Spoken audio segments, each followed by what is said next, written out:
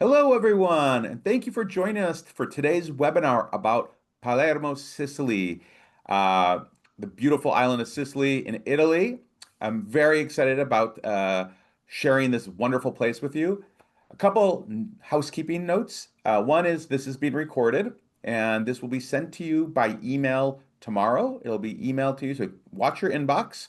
Um, and for those of you who aren't here and can't even hear me right now, don't worry, you'll see the recording of this because we'll also send it to you by email. We're going to have a conversation for about 40, 45 minutes, and then we're going to jump into questions and answers. We're going to use the Q&A box in the Zoom toolbar. We are not going to look in the chat. Do not raise your hands. I'm not going to call on you. This is using the Q&A box, so you can put your questions in there, and we'll get to as many questions as we can at the end. It's a pretty full house today.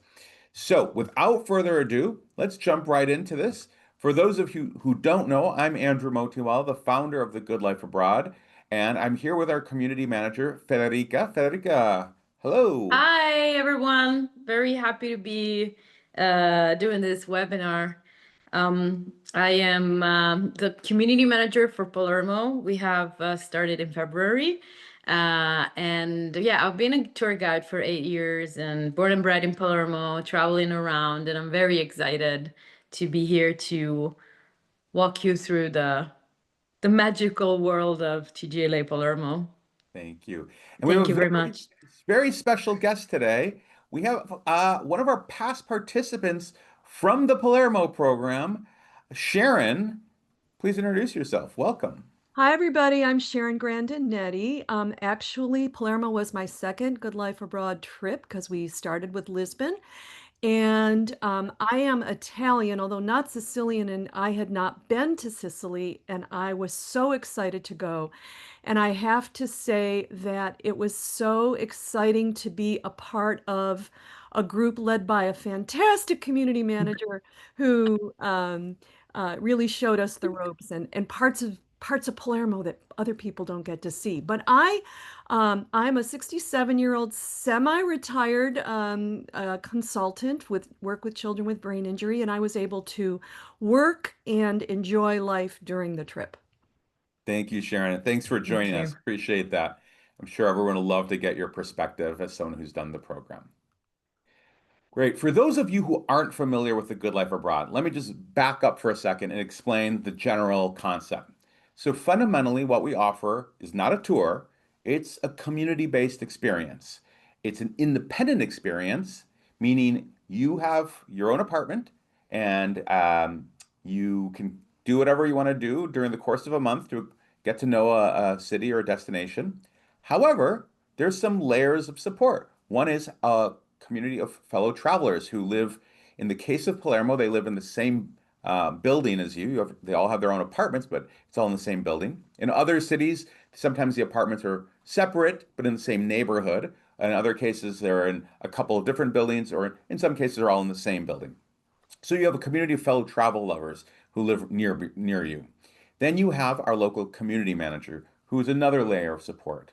And that person will talk more about their job, organizes activities and events for the community, and also supports each community member to connect them to things that they might be interested in doing based on their own specific interests. And then we offer travel medical insurance to everyone who comes on the program. That's included in your program fee. So if something were to happen, God forbid, there is travel medical insurance and there's evacuation insurance of 500,000 for evacuation and 100,000 for travel medical. And if people want to join a gym or learn to do yoga or Pilates or whatnot, there's optional things that you can pay for separately. Our community managers will help you get connected to these services, and you can maintain your wellness routines while you're traveling. So that's the Good Life Abroad in a nutshell. Now we're going to dive into each of these features in more detail. But let's start with Palermo and what makes it so special. I encourage everyone, whether you go with us or not, to read about the history of Mhm. Sicily. It is fascinating. So it's just a fascinating place in the world in history. The island has been had people, I'm not the historian, I would ask Federica, but so many different civilizations have come through there. It's a blend of so many cultures and currents through history. But for me, that's all great, but I like the food. I think Sicilian food might be some of my favorite in Italy. And the spirit of the people, to me, is what makes this place wonderful. But let me turn it over to Sharon. Kind of what made Palermo special to you, and then after that, Federica, as a local, you might have a different perspective as well. Sure. Well, first of all, staying in a piazza was really special, and the prince and princess who have that piazza in their family for all, I'm sorry, Palazzo, for all of these years, and the beautiful love they have for it and fixing it up, that was really special. We love, my husband came with me, and we absolutely loved exploring.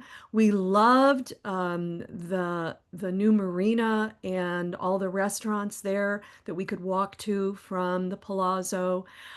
We absolutely adored Federica taking us on the walking tours and the history, especially the food, street food tour. That was the best. We did a couple of those. And I just have to say that we also found the people to be so lovely. Most importantly, we loved the pastry shops. Le sfogliatelle. The sfiatella. Yes. Well, Federica. yeah, I mean, I agree. I mean, from my point of view, I agree with everything Sharon said. Obviously, being a local, I kind of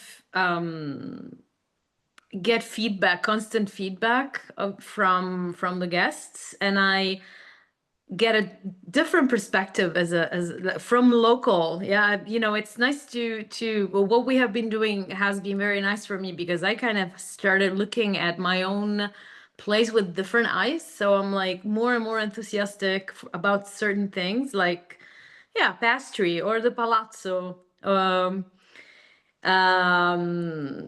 what a pleasure it is to live in a place full of history. Yeah.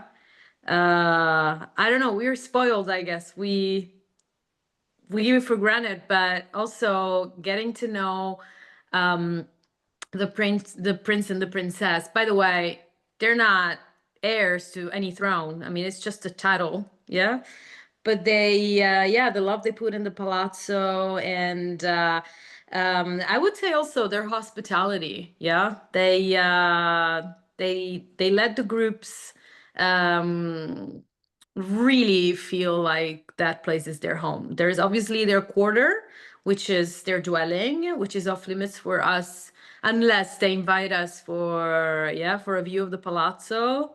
But you feel like home from the moment from moment one in the wing that is dedicated to the, yeah, to the hospitality, to the apartments. The marina as well. I learned to like it thanks to the groups. Yeah. I honestly never really went there before I had to when Andrew asked me to scout around there. So yeah, yeah, absolutely.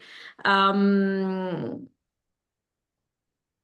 yeah, I would say the area where the Palazzo is offers everything authentic about Palermo. You are in a historical palazzo from the Renaissance with the real people who actually built the palazzo in the Renaissance. I mean, they are the actual and the actual heirs.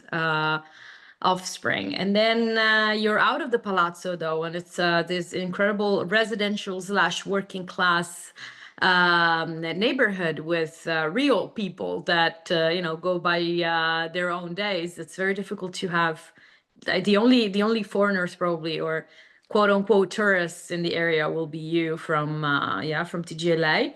And then there's a school, there's a cafe. So whoever has lived around the neighborhood, they have enjoyed doing the people watching. Every hour of the day, because there's the 8 a.m. school people, school children, and school and teachers going getting coffee at the local coffee and getting into school. And then it's the workers from the shipyard. And it's a very interesting setting. It's a 15 minutes walk, Yeah, 20 maybe minutes let me walk jump from the into the Opera housing. House. Let me jump into the housing Yep, stuff since we're definitely. going there. So Absolutely. let me kind of do a quick overview of the city. So people who may have looked at like things to see in Palermo as you're considering this trip, these are some like the really famous things. Oh, Quattrocanti and the Teatro Massimo. And I've even heard people say, well, I Googled around. There's not that much to see in Palermo. There's like these main sites. We could do this in a few days. Mm-mm. I'm here to tell you that this city has so much besides these tourist spots, so much to explore. And uh and as you're kind of hearing from Sharon and Federica, it's not just the things to look at. It's the for me, it's the people. And getting to know the people and the way of life is very unique and distinct. But we'll get to that. But let's talk about because Federica brought up the Palazzo. So let's talk about where will you stay during our program. So this Palazzo de Gregorio. Everyone stays in the same building, and there's I believe 9 or so apartments that are kind of modern. You can see one of them there. Has air conditioning, safe, they're clean. There's a kitchenette with like a two-burner stove you can see in the photo. Not great for throwing a giant dinner party, but fine for hanging out and cooking some basics. And there's a central courtyard to the building. It's a two-story building, and there is an elevator to go up and down those two. Here's some more photos of the apartments. There are one-bedroom apartments and studio apartments. There are no two-bedroom apartments in this palazzo. The studio apartment, obviously, as the name implies, it's not a separate closed bedroom. It's just sort of kind of one big continuous space. You can see the courtyard below. There's some tables for hanging out. There's a fountain. The bathroom is a walk-in shower, and you can get a sense of what it's like from the photos. And it has Um, great Wi-Fi. and it has great Wi-Fi. Oh, because you were working there, I Sharon. Yeah. was working, yes, And you were able to work from your apartment without a problem. absolutely. Great. That's great to hear. So, yes, as if you look on the map, we're located out here. And now some people say, "Oh, you're far away from everything." Far, first of all, maybe as an American who doesn't walk very far, but you are as you've heard in a and we'll talk more about the area. But you're in a middle class, working class area by this. There's a shipyard here, but there's a whole neighborhood right here with grocery stores and restaurants and cafes. But if you want to get to the touristy stuff, and I think that's the distinction people are making but not saying, is we're not far away. We're far from the not, I'm not even far. As you can see here, about 20 to 25-minute walk, depending on how fast you walk from like more of the touristy upscale areas.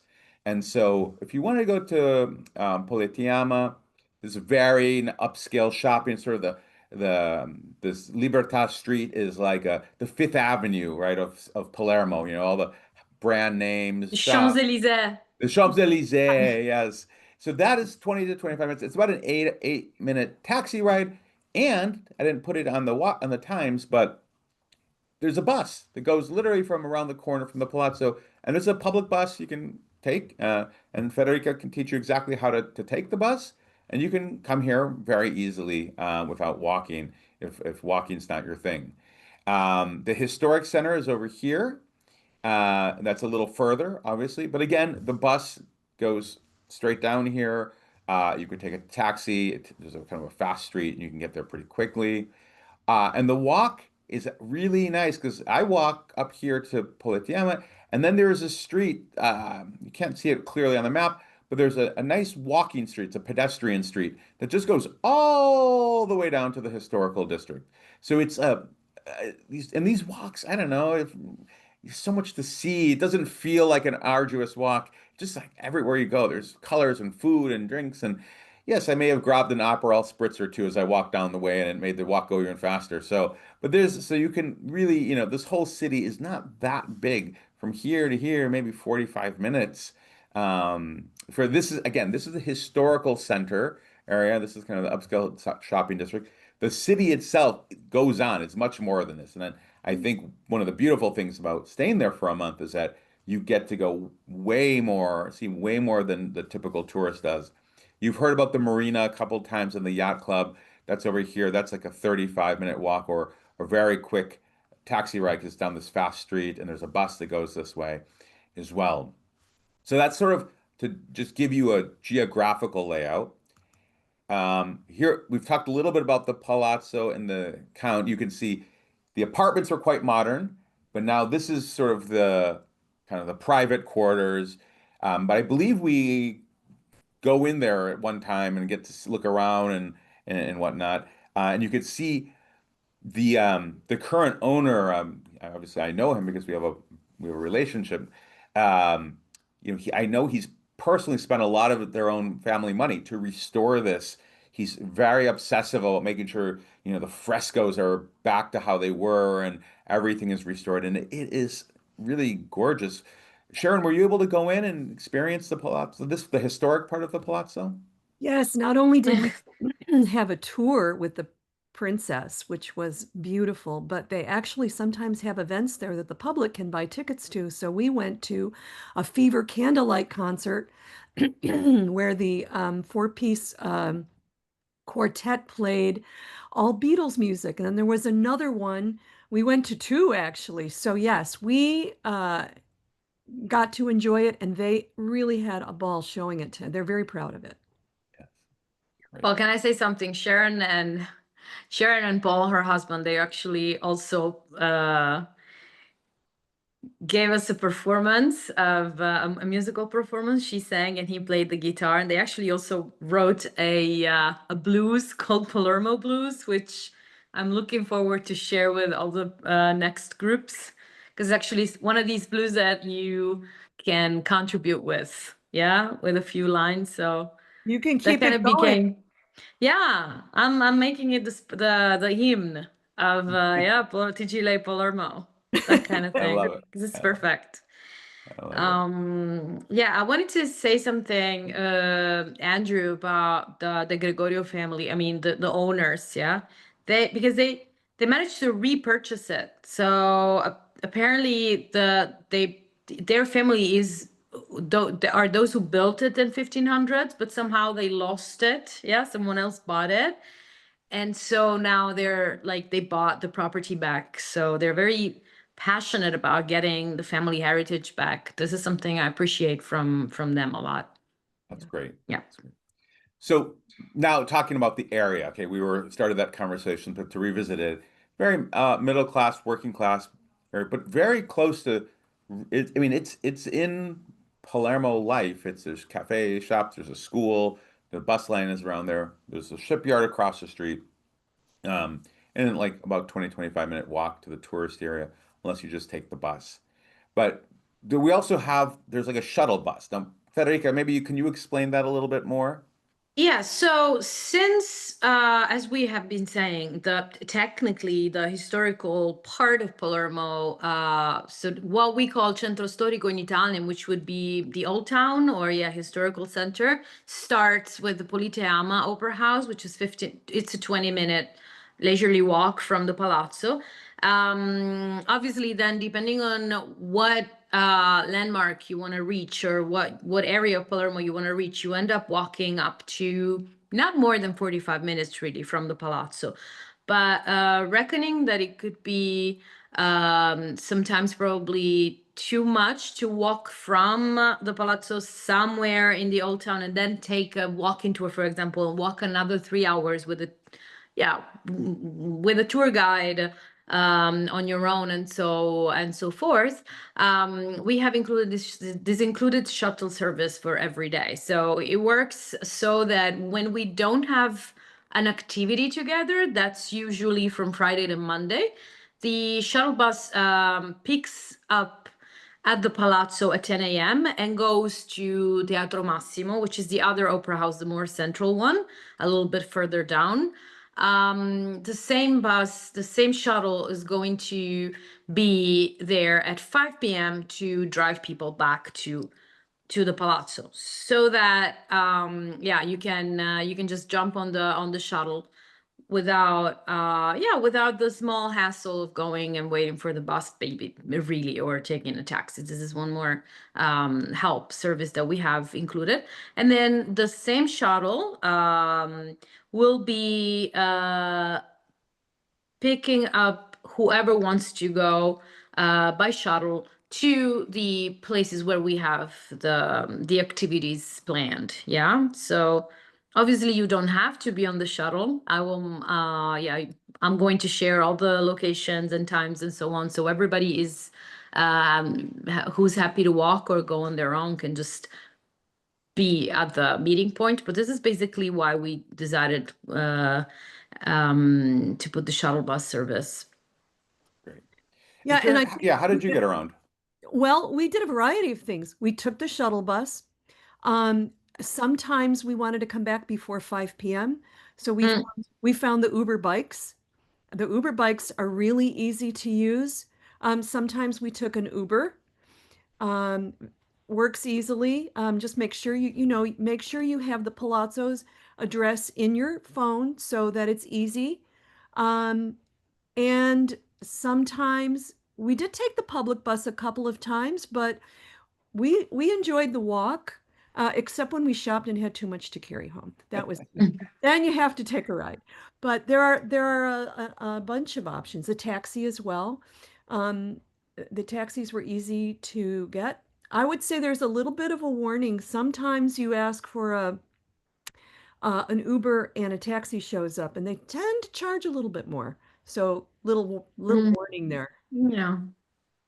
Yeah, that's because Uber as a company hasn't been welcomed by Italian taxi drivers, so it's a national thing. So you can use the app to get a ride, but sometimes the taxi shows up. So the taxi tends to charge you an average of what the meter would charge you. What is convenient, I think, is not really the price, but the fact that you pay a fixed rate and you have to like worry about, look at the meter and pend because you don't know how much it's gonna charge you. That's the real perk about Italian Ubers. Yeah. Great. So, as you've heard, there's community activities and events, right, in the program, and for the most part, at a high level, the schedule in all the Good Life Abroad programs tends to be you arrive, you kind of get settled in. The next morning, we do an orientation. That night, we do a welcome party, and then we go into kind of a pattern, a routine. Tuesday, we have our Tuesday lunch club. Wednesday, we do some kind of cultural activity. It could be a walking tour, it could be some kind of art workshop, it could be a cooking class. And Thursday we do a happy hour. And then Friday, Saturday, Sunday, and Monday we don't have things programmed. But as we'll talk about, the month tends to quickly fill up with things because we're a community and there's a lot to see and do and explore. So in the Palermo program specifically, here is a list of some of the things that we do. Maybe Sharon, talk about some of your favorite activities or events. Actually, I love them all. The cooking class was amazing. Um, the food, as I mentioned earlier, the street food tasting was really fun, especially with Federica explaining the history and how it came to be important for Sicily and how the melding of cultures brought these foods that you don't necessarily see in other parts of Italy, which was great. I enjoyed the lunches. They were always delicious. They were in places you may not find on your own. And also, Federica was great about adjusting for people's food tolerances or intolerances. Um, God, we went to Mondello Beach, which was amazing. We took a pottery class. Um, I can't think of anything I didn't enjoy. I just, it's true. It went by so fast as we were trying to fit other things in. We're like, whoa, we're out of time. Yeah. Federica, in your experience with multiple groups, what are some of the things they tend to love? The cooking class, Yeah. I love it too. I'm very excited to do for to the next cooking class as well. The pottery. Yeah. It's just not a cooking class. It's just not a pottery class. I think it's also the people. You were talking, Andrew, about the people. I also think it's just really, yeah, the enthusiasm of the, yeah, of the partners in this case, of the people who give us these experiences. And then the percussion has Oh, been a that was real fun amazing. from, yeah. Yeah, yeah, absolutely, Yeah, isn't it? The so lots drum of things, circle. and some of them we like to keep as a little bit of a surprise. So, but the point is that they're not just activities; they're Mm-hmm. ways to learn about the culture. There are ways to learn more, but in a fun, interactive way. And it's also a way to build a sense of community with your fellow travelers. These cooking classes, I've been in different cities and they tend to be pretty funny because we can laugh at ourselves sometimes and our lack of cooking abilities. And there's a few that are really good. Um, and and and things even like the Tuesday lunch club. It's like, oh, it's at lunch? Yeah, it's lunch, but it's a place you might not go to. It's learning about foods you might not have stumbled upon, and having someone to explain what they are and also their cultural relevance. But more than anything, I love the Tuesday Lunch Club because it's a time where you've been away from the community, maybe Friday, Saturday, Sunday, Monday. Maybe you Mm-hmm. went to some other town or you went and discovered like the greatest thing that you want to share with the group. And now you're coming back as a family or as a community. And like, hey, what have you been up to? Oh, I did this. Oh, this. And it's like swapping stories, and it's kind of a fun time to catch up as well.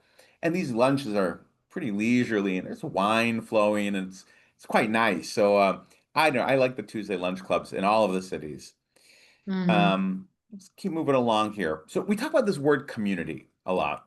Let me explain what that means. So the community is obviously the people who are in the group, and it is cohort based. So if you are learning about the Good Life Abroad for the first time, you'll understand that there are start dates when programs start, and everyone arrives on the same day. But before they even arrive, we meet on a Zoom call. You meet everyone else in the group, you meet your community manager, and you get to know a little bit about each other. And a lot of that call is focused on just arrival day logistics of like how this is going to work and answering some immediate questions. But it's just sort of let's get there. And then we get there. We all arrive on the same day at different times. We get to our apartments, as I mentioned, and then the next morning we do a group orientation. And that's great. And the goal of the group orientation is to empower you to live like a local, to empower you. Where do I get my groceries? How do I get in the public transportation? Where's north? Where's south? How do I kind of orient myself to the city? Basic do's and don'ts, safety, health, precaution type things. Um, and then that evening we get together again for a welcome party, which is nice. Now we really get to know each other. And there's drinks and appetizers, and we're getting to learn about the rest of the community. And then what we do is we use WhatsApp. WhatsApp is a text messaging app that everyone in Europe uses. Very few people in the US use it, but this is like ubiquitous across Europe. And as you can see, there's a screenshot from a group in Florence. At the top, there's an announcements channel. And this is where the community manager sends one-way announcements to the group. Okay, we're going to meet tomorrow, 10 a.m. Here's the link to Google Maps of like exactly where we're going to be. So it's sort of announcements, as the name implies. But then we have these groups, and groups are sort of affinity groups, and anyone in the community can create a group, something they might be interested in. So in this one, just an old example, member to member, sort of a free for all, solo travelers. We had someone created a solo travelers channel so they could all meet up and do things.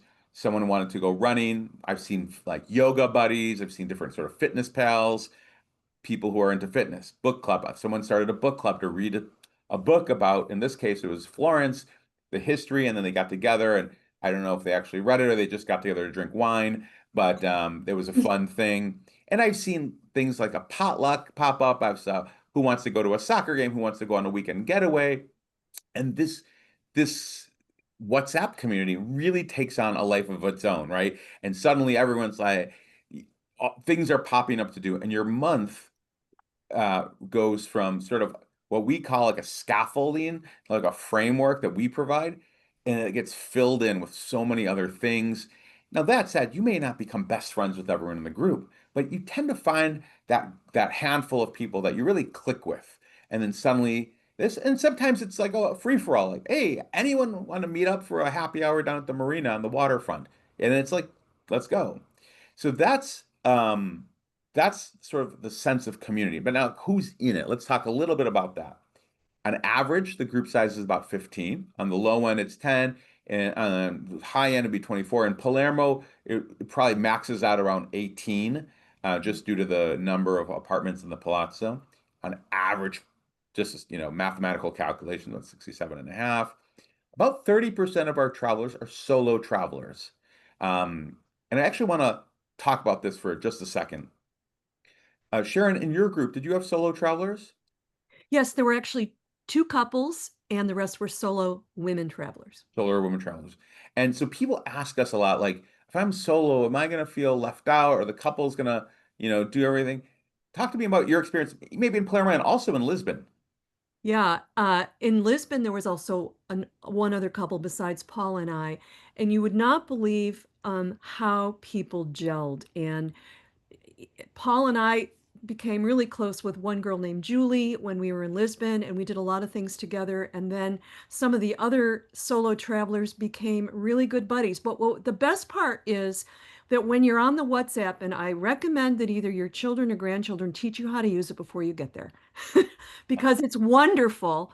But someone will say, like we did in Palermo, who wants to go to the opera? It's playing this night, and whoever wants to go, we'll get the tickets and we'll all go together.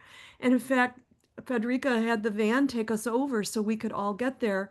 Um, and not everybody went, but a lot of us went. And then there were other people who said, hey, I saw this, and anybody want to join me? I'm going to go tomorrow. And they went to the catacombs, which was amazing, which was not on our list of activities. And three or four of them went together. Everybody kind of pairs up and does things in groups of twos, threes, fours. Sometimes everybody shows up for something.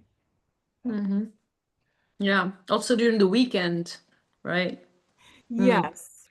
Yes, during the weekends, we liked Mondello Beach so much we went back. A bunch of us went back. We learned how to take the bus. Uh, it was really fun. Some of us wanted to go on a big hike up Mount Pellegrino. Not everybody was up for that. So the four of us went on that hike, but everyone was invited. It was posted. I think the other thing that was really great on the weekend was, Paul and I decided we really wanted to go to the Valley of the Temples. And so we figured out, get the train, take the train. We got a hotel for just one night. We saw the Valley of the Temples and we came back. So you can get out of town and you can see other parts, which is really fun too. That's great. Thanks. As you can see, kind of going back to the slide, about 90% of our people are from the US. We have some Canadians, and then there's a 1% of kind of people from other random Brit or Australian that shows up. Um, but the one thing that everyone has in common, and I think, Sharon, you've been on two programs, I've visited countless programs, is that the people who come on this, pretty interesting people, well traveled.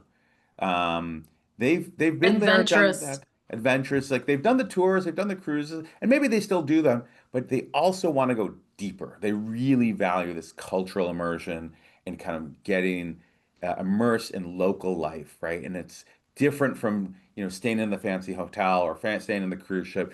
This is pushing yourself a little bit out of your comfort zone, really, but they want that and they embrace that type of experience. So I think even though the people come from all over the country and Canada, it's really there's a through line. There's something that connects them all, and it's this love of culture and other getting to other places. Um, But I have to say one thing because actually I saw this on some of the Facebook pages. Somebody said, well, like, do we just get any time to do, nothing? You know what's really good about being there for a month? There were a couple of days that I just said, I don't want to do anything today. I just want to relax and read a book. And I didn't feel guilty because I knew I had all these other activities planned and I had time. And you can just take time and do what you want sometimes. that's Mhm. great point. Great point. Yep. Because it's not about, I tell people, like, get out of tourist mode. Like Yeah. tourist mode's like running, running, running, running. You gotta eat it every hour. You're gonna, I think I would burn out, or I'll just gain a lot of weight. And sometimes it's just like, what do the locals do, right? They go to the grocery store, or they go to the fresh market, they go to the gym, they read a book, they go to the beach and just kind of chill with some friends. And that's sort of getting into kind of travel or local mode and out of tourist running around mode. And I think there's a lot of this is a great place to do this because life really slows down.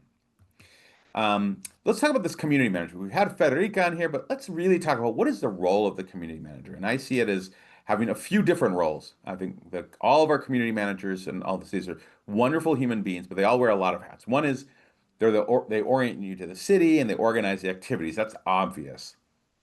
But what they also do, and I think this is special, is they help you make the most of your month. Now, you might think, oh, well, I don't need that. I go to TripAdvisor and I type it in. I can see all the things there are to do. Thing is, TripAdvisor doesn't really know you. It's written by like random tourists. Here you have a local friend, your community manager, who gets to know you as a human being. Like you hang out a lot on these activities and events, um, and really knows the community and can connect you to things that you want to see that are unique to you. And I think what Federica does in the beginning of the program, she meets with each person or couple one on one and says, "Hey, let's make a plan for you. What do you want to do? Oh, I want to do Mhm. this. I want to do this." Some people want to take, Italian lessons. Some people want to travel to some place where maybe they have Sicilian heritage. I want to go to this town. Okay, I can help you make this plan. Um, and so she'll help you kind of make the plan. Now, she's not going to book things for you, but she's going to guide you. And throughout the month as well, she can suggest things to you or to the group that you might find interesting that the TripAdvisor will not know. So not in the case of, well, Federica knows that I like to play a sport that's really big in Europe called padel. And so it's she knows this thing about me in the States. I play pickleball, I play tennis and other things, but I like racket sports.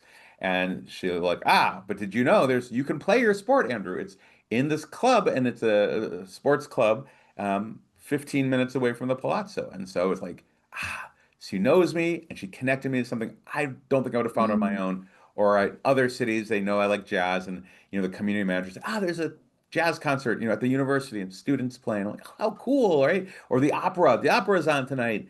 So I think this is one of the great values for me of the community manager is my local friend who gets to know me and knows what's happening and can connect those two things together.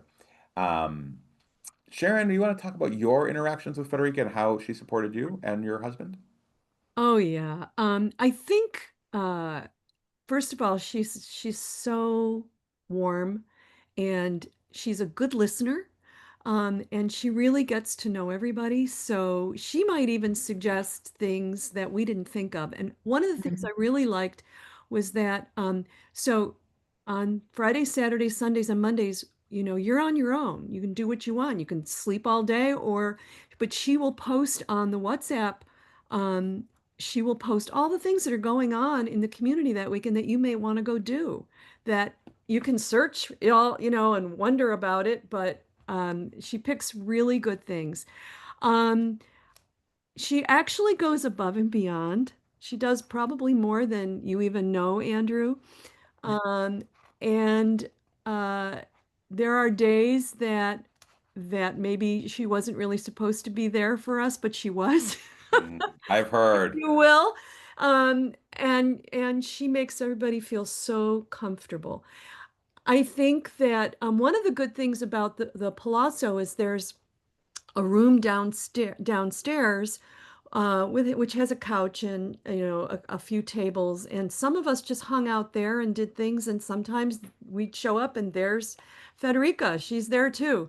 Um, she's always there for you and always warm, embracing, helpful. I don't know what else to say. I hated to leave her. That's Mm. why I wrote a song about her. Yeah, thank Federica, you, anything you want Sharon. to add? Um, well, Yeah, I think the idea behind the 101 in, helping planning your month really early in the first week, ideally, yeah, the moment that we meet all together is a great tool because I also get the time to do a little bit of research. Usually is just I want to go to a hike on Mount Etna, yeah, and even then, I mean, it's a big temperature difference. So, I mean, as a local and as a guide who has seen how cold it can get, I can just, I mean, this is practical, yeah, life-saving advice from a local. But then um, also knowing that an experience can be any experience, or there can be like the icing on top if if I get to to have that small talk with someone at the beginning of the week to get to know them better and understand really what they would like.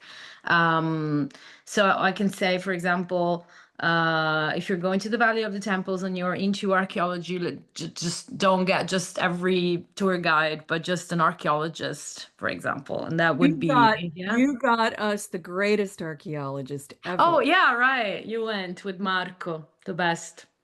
Yeah, I think what I left out, which Federica is talking about, is the first week we were there, she made appointments with whoever wanted to plan out the days that there were no activities, and she sat down with us and asked us questions, and we were able to plan out when we were going to do what and who the best way to get there. And again, she gave us an archaeologist who took us 4 hours through there and explained everything like you can't believe.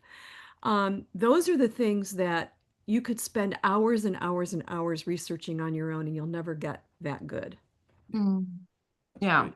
One other thing I should mention is that the community managers are there for you all the time, actually, like Monday through Friday from 9 to 5 on WhatsApp. If you have a question, you're lost, you want a recommendation, need some advice, you can just send her a message. And this is true across all of our programs. We use WhatsApp as our tool of communication. And during business hours, they'll get back to you, usually within an hour or so. Um, but if it's an emergency, truly a medical, God forbid something, you can call them anytime, even weekends. And if it's a real emergency, they are there, and we can support you, depending on the situation. So it's a really nice thing to know. There's someone just a phone call away. There's someone just a text message away to support you during your experience. But it's still an independent experience, but it's nice to know that that's there. So that's a good feature. Um, and I guess one thing I want to reiterate at this point is this is still fundamentally an independent experience. This is not a tour, right? We have these activities, but the way I think about it, I said the word before, scaffold. It's sort of a scaffolding, and you get to paint the picture. You get to, build the building however you see fit. We're just providing this framework and some activities. And the activities for us are more a way to connect with the culture, a way to also connect with each other. The lunches are a great time to build community, same with the happy hours. But really, it's up to you to enjoy it, right? Whether you just want to have an afternoon at the Sidewalk Cafe, or you want to go see a lot of the historic sites or the tourist activities. So um, I just sort of want to reiterate the independent nature of this. And some people actually this is not right for them. They want a tour. They want to be picked up and driven here and go see this and see that. But this is different. This is a different thing. So I want to just kind of highlight that. Um, and I'd like to highlight something that I think is important to just take a moment now is Sicily in southern Italy is completely different from northern Italy. And many people who have been to maybe Venice and Rome and Florence and Lake Como, they get there and they're shocked. And they said, "Oh my goodness, this seems poor and dirty and this." And then, you know what? It is. It is poor. And it is I know Federica can speak better to this, but when you talk to some people in southern Italy, they will tell you that the government, the central government, does not invest in southern Italy the way it Hmm. invests in northern Italy. It is and Palermo is a gritty place. And I'm not going to hide that from anyone. And I think, but personally, I think for me, that if you can see past the grit and some of the graffiti and some of the broken buildings, um, it's beautiful because the people are beautiful and the people's soul and the energy and the warmth are amazing. I mean, this is not, I mean, I love Italy. I've been all over the place, right? And I've been to Northern Italy and I have a great time. But sometimes I feel like, okay, I'm just clearly like a tourist and there's like a million other people, in a row walking around. Here, I feel, I don't know, it just feels special. I feel different. Maybe it's because where the Palazzo is and we're sort of in an area that tourists never go to. And I feel like I get to know the person at the cafe and they get to know me after a while. And it feels different. It feels real. But I want to be clear, this is not for everyone. If you're offended at the sight of graffiti and you're offended at the sight of clothes hanging out to dry and broken sidewalks and this is not you're not going to enjoy this. I will tell you that right now. But I do think it's a place that is very special and um it's not and I think it is safe as any city in Europe. It has all the same things with perhaps pickpockets. Now, what freaks some people out, and I'm not going to get into this too much, is there is this is if you look at a map, Sicily is this close to Africa. And this is a home of many refugees come to Sicily. So you don't just see white Italians like you might see in other parts of the country. And Hmm. if seeing lots of people of different colors scares you, then you will probably not enjoy this. And it's not for you. But if you're okay and you understand that this is a place where it's also a historical crossroads of civilization, but it's also a place where floods of refugees have come from all over, and this is one of the closest places to hit Europe. You will understand the context of this place and why it is the way it is, and then you start to learn more about the politics of Italy and this and all the layers behind it. Um, I'm not saying it's going to make it cleaner, but you're going to have a much deeper understanding and appreciation for this place. I will get off my soapbox now, and I will let Sharon talk a little bit about her experience in this regard, and then Federica can add some more context behind it as well. Yeah, I mean, we used that term. Palermo's a gritty city. Um, get used to it. That's, parts of LA look like that too. But you can walk to the grocery store and you can see the same people every day. You become living like a local. We had this, I know this is funny, but Federica was really great about the poop alert because some people don't pick up after their dogs. Well, that happens here too. Oh, Um, there are stray dogs who don't pick up Stray their dogs who don't pick as up well. their own poop. But it became a joke after a while. We're walking, it's like poop alert. Um, you just roll with it. You're there to see the people, the history, enjoy the foods, enjoy the culture. And if you can't roll with it, yeah, don't come. But I don't like going on a vacation and being in this pristine area where everything is fake and you stay in an American hotel and everything is Mm. American. You really get to know the culture there. And living in the area where the Palazzo is, you're shopping with the locals. Um, Great grocery store within walking distance, bakery shops.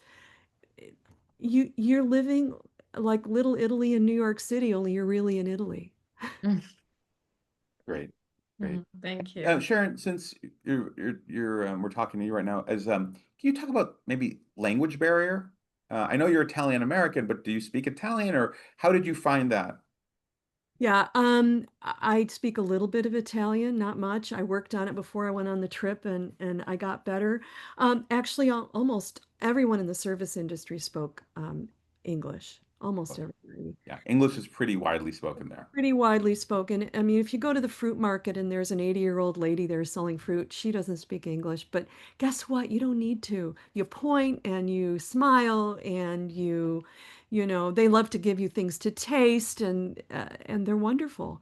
Um, Mhm. you can get by, if Federica is there, she'll translate, but you didn't really have to very much. Um, but just a big smile, a point, and you guys can communicate. Great. Federica, would you like Yeah. to add anything? Yes, I'll start with the language barrier thing. The only gap can be with people of older generations.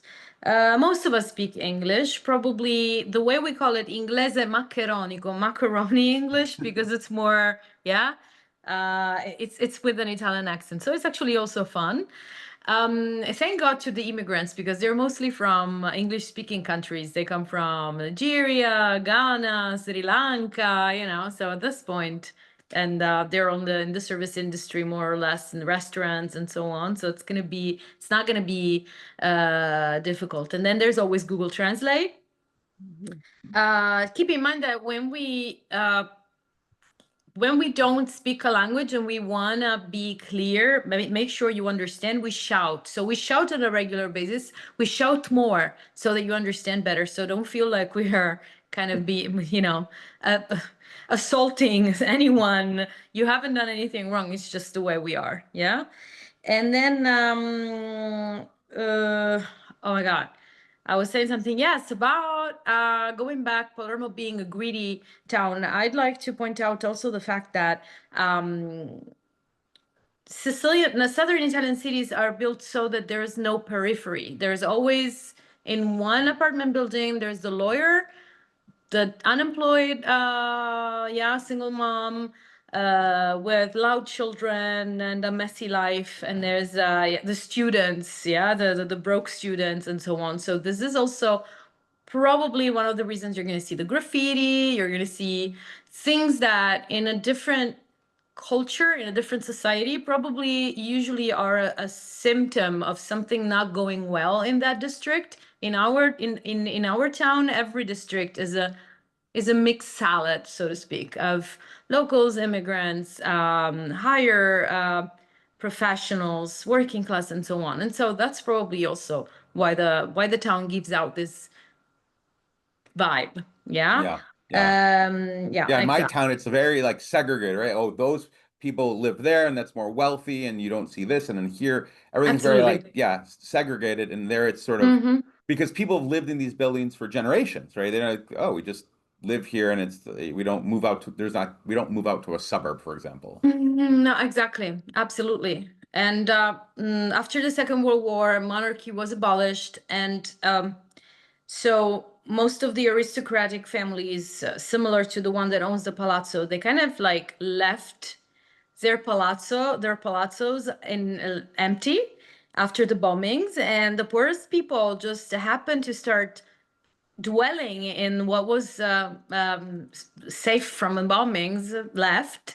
And these are the people now, they're owners of those, of those houses, and they're in the old town, in this big frame, which is the historical center with those villas and palazzi and fountains and churches and amazing Baroque architecture and stuff like that. Then you turn the corner and there's the old lady with a huge statue of the Virgin Mary in her room, in that little apartment. And this, as Andrew was saying, there are two ways of seeing this. One is, oh, I can't do this. This is too much for me as a cultural shock.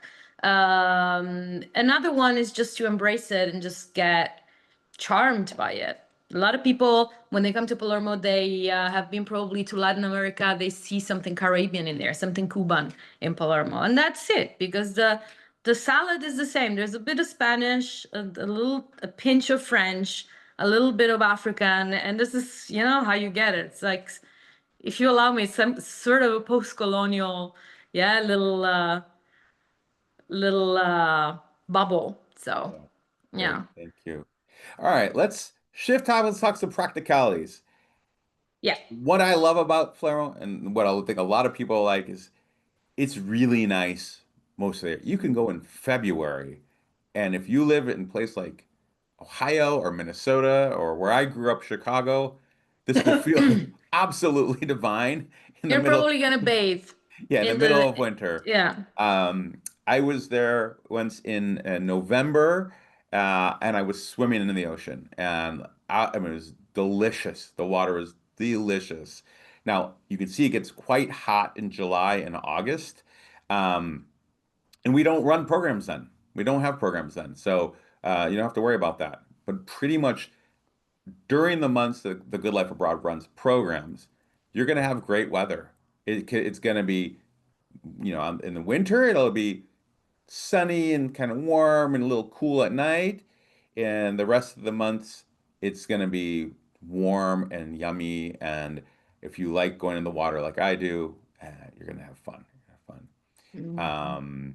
Getaways, you heard Sharon talk about a getaway. Federica's mentioned other people, but overall, it's a very easy to take trains across the island. The one place that takes a little longer is the place everyone's talking about it because of the TV show, the White Lotus. What lotus? Yeah, what was the town? Taormina. Taormina. Taormina. Taormina. Yeah, that's a little longer to get to, Yeah, but and I'm going to be honest with you. Paul and I went after the 4 weeks of TGLA, and it wasn't all it was cracked up to be. I'm going to tell you that right now. yeah, here you go. Um, so just know that, there's a place where you can get away. Valley of the Temples, Agrigento, Sharon was mentioning, Trapani, Catania. So a lot of great things to check out. Okay, so considerations. This is some things.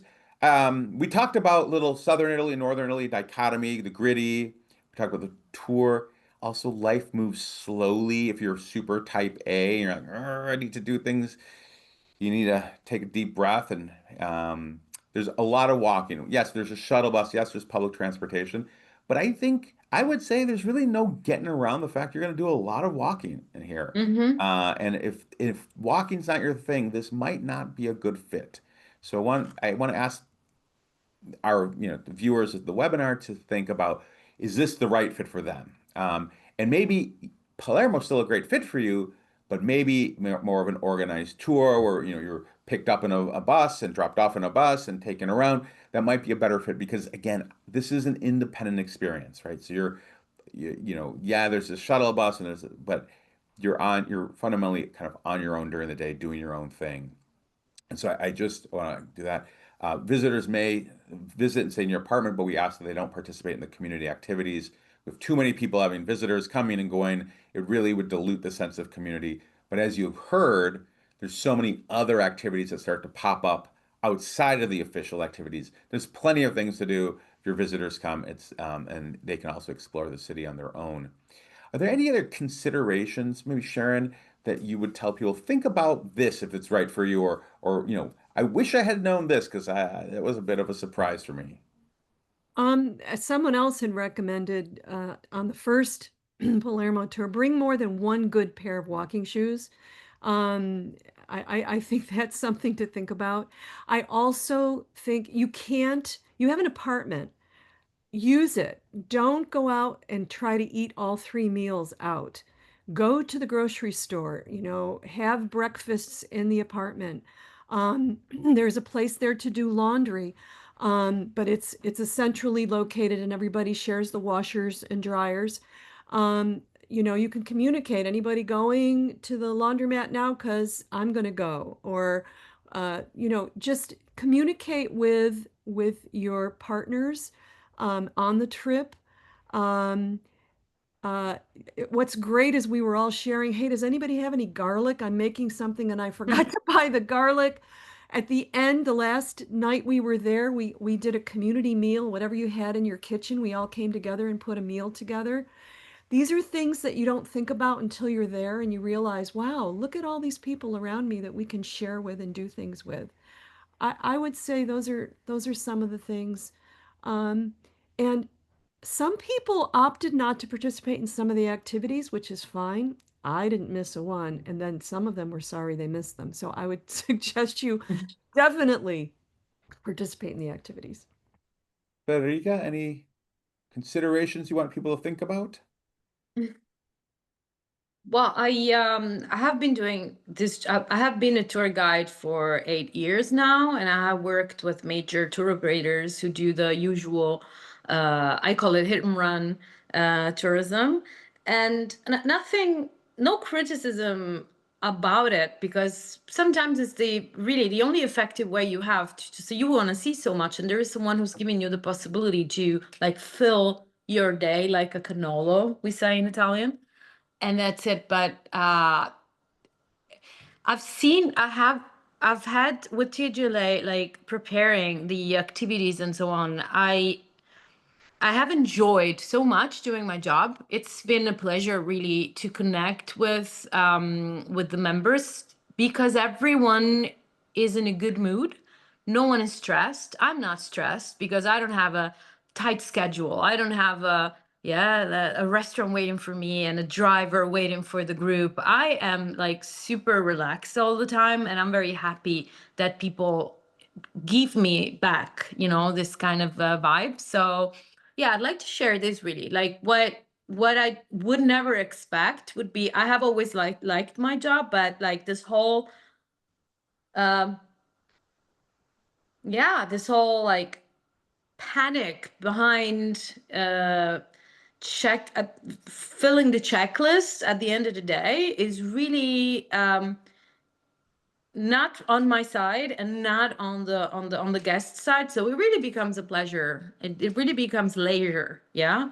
And independence is the key of it, really, of really enjoying everything you see and do.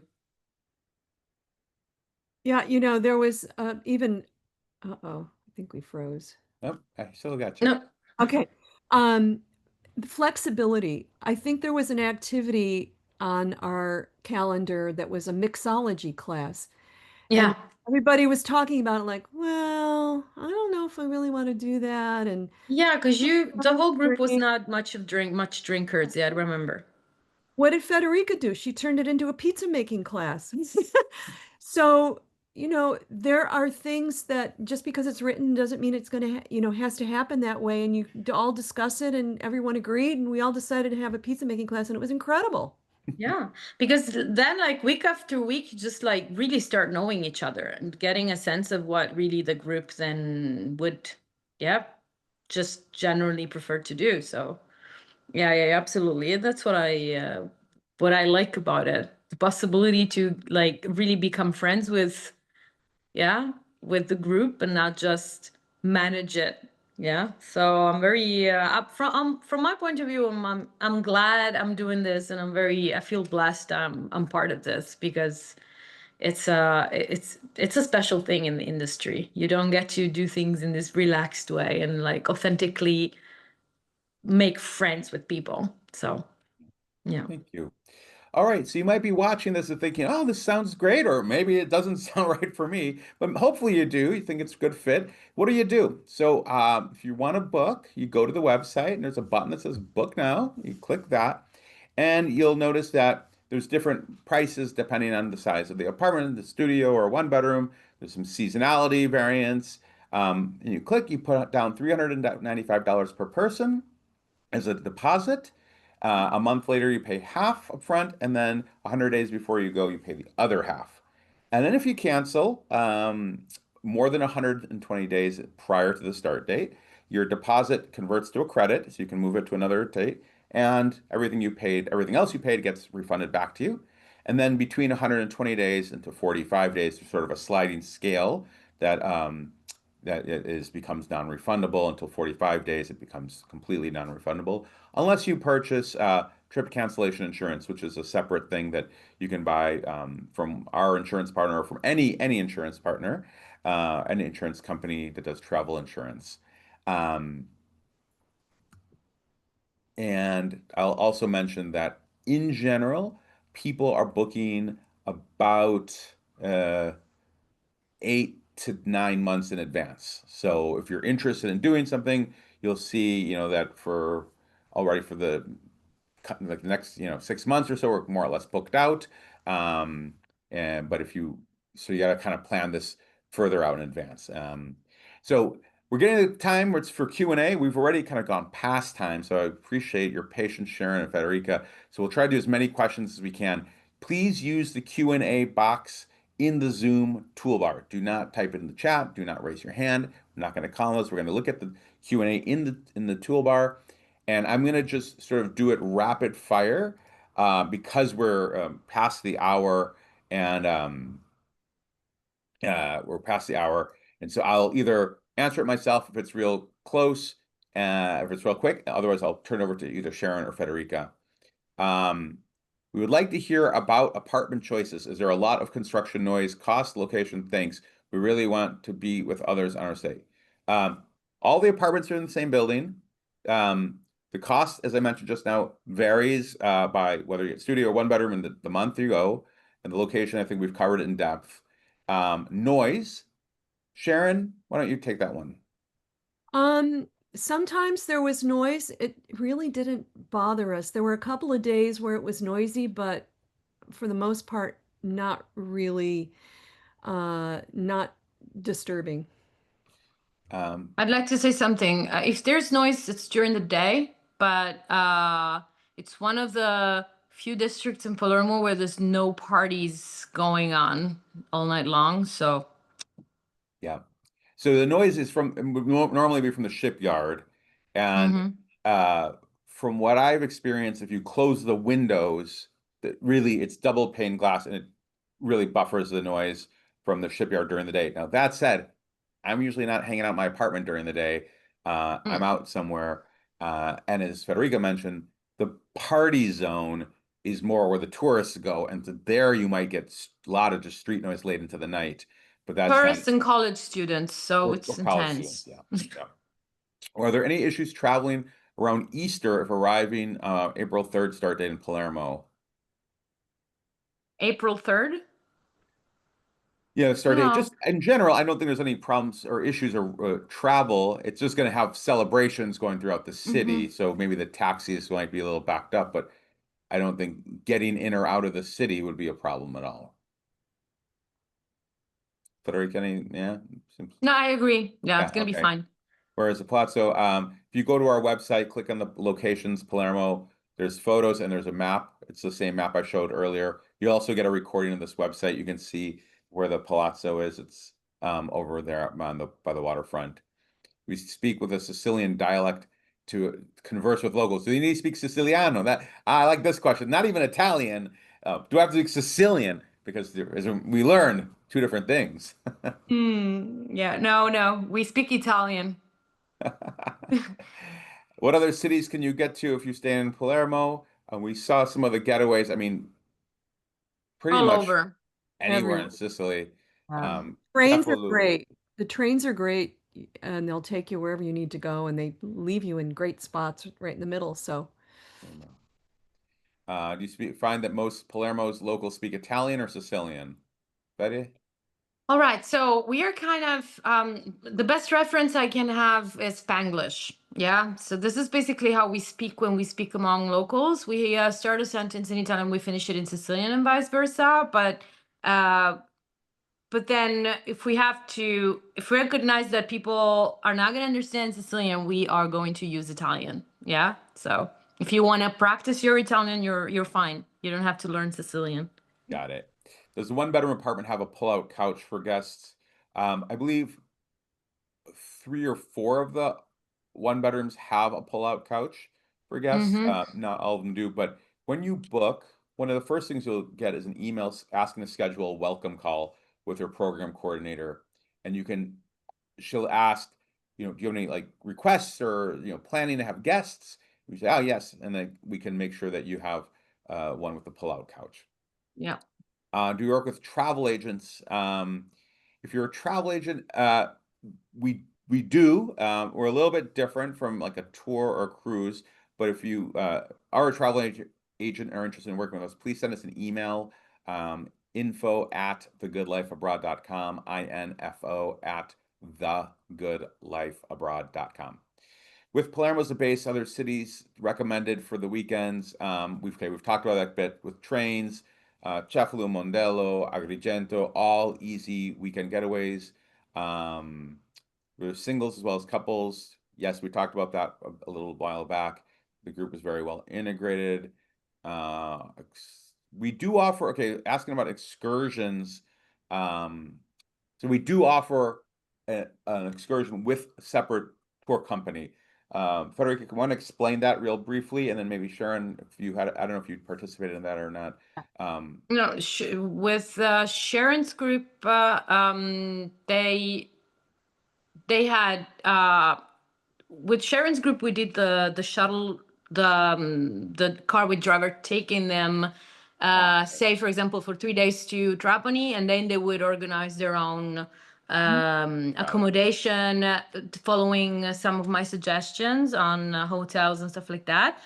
February and March group, we had a proper optional tour that was all organized in Agrigento and Corleone. Yeah, we're working on offering that kind of side trip. Um, Is it going to be that's offered for the groups coming up in February, March, and April? Do you know?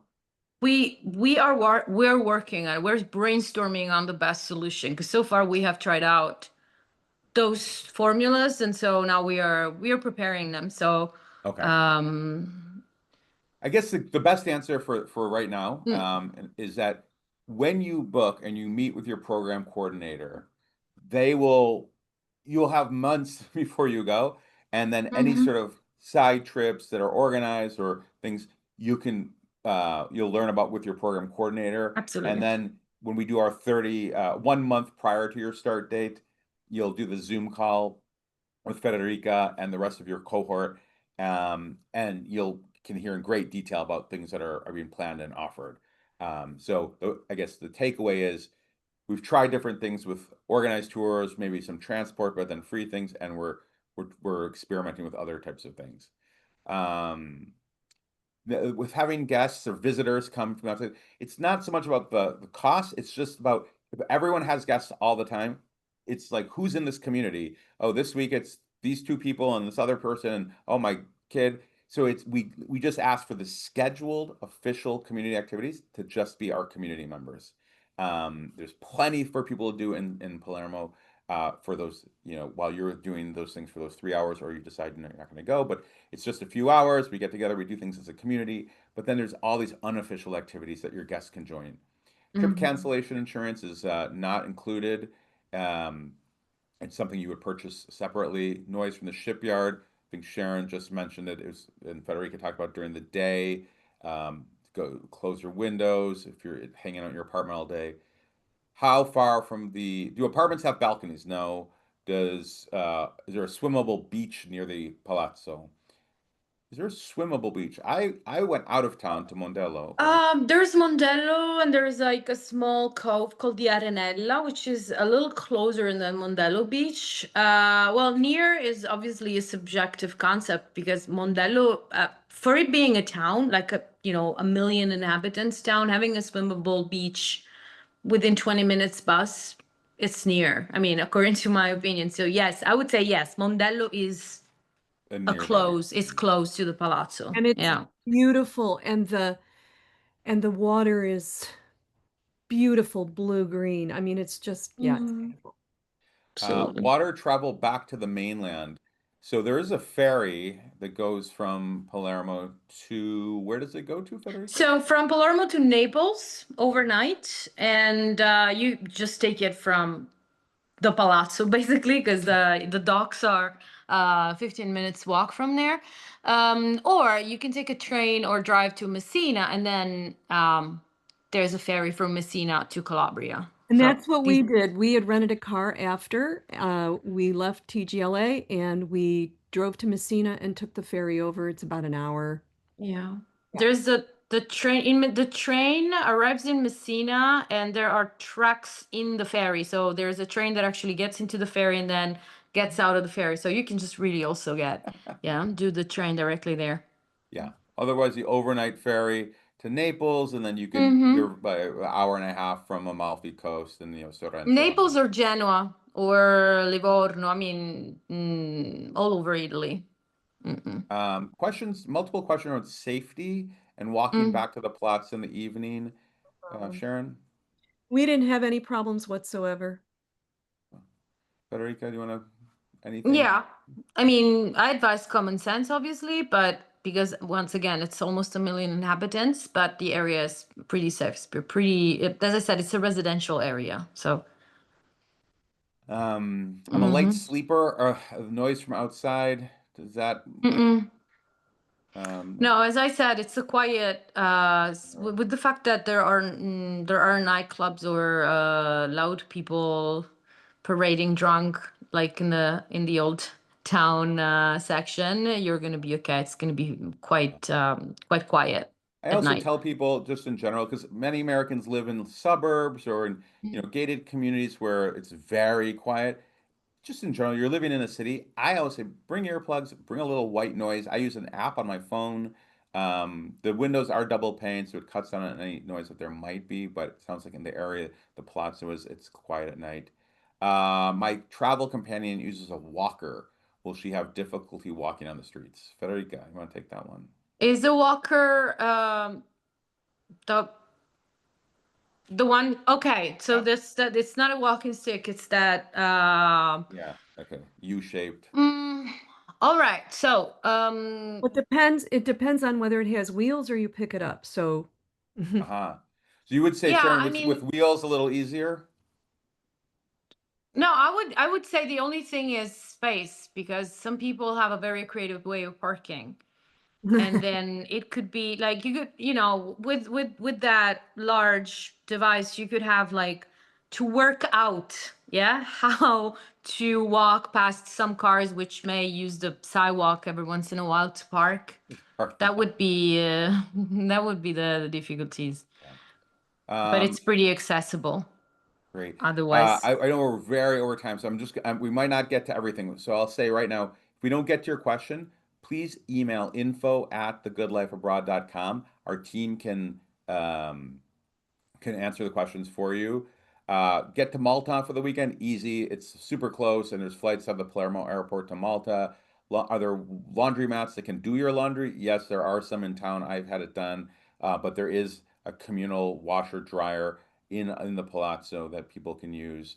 Um, and programs you what else do you have? Okay, other destinations can be found on our website. Do you need a voltage converter? Um, Biking up. Okay, I'm gonna let Sharon take this. Voltage converter, cycling, and pickleball. voltage converter, yeah, you have to have the Italian plug-in system to put your plugs in. Biking, actually there are places you can rent bikes or you can use the day Uber ones to go from place to place. What Right. was the third question? Pickleball. Oh, don't know about that. Yeah. So pickleball, huge in America, not big in Europe. Um, what's really big in Europe is padel. It's the fastest growing sport in the world, and it's no exception in Europe. And so there's a place that we can play it if you're into racket sports that's very close to the Palazzo. It's 10, 15-minute walk away. Um, there are sites, if you Google around like pickleball clubs in Europe, there's a European Pickleball Association. And there's sporadic, it's more like in the UK, there's some more clubs starting up. I think outside of Barcelona, there's some starting up, but I don't know, I don't think in Sicily. Replay, you will get a copy of this recording tomorrow in your email, so be on the lookout. Um, how is this different from our closest? All right, closest hospitals, English speaking medical care. Federica, you want to take that? All right, so there's an internet site that I will share with you as soon as you arrive. There's a paper I share with you where you can get a visit from an English-speaking doctor online, and that's obviously for things that you don't need a hospital for. But God forbid you have an emergency. Nurses and young generation doctors are Speaking English. pretty well, yeah, equipped with English, so shouldn't have a problem. Yeah. And Cool. speaking about my role, whenever there's an emergency, yeah, I'll I'm there. That's also my role, to be there for you, so I can translate, I can assist as well. Someone who said, was not clear on the communication around Federica being there from Friday until Monday. Federica lives there. She's there. She's Ah, in person during mhm. our activities on Tuesday, Wednesday, and Thursday. She's available by text message for any sort of consultations or questions Monday through Friday, 9 to 5, business hours, period. If there is an emergency, a serious emergency, and you need to call her outside of business hours, you can do so. But an emergency is not what wine pairs well with with this pasta. So that's a 9 to 5 Monday through Friday, or where should I go for dinner? That's a daytime question. Nighttime questions are emergencies.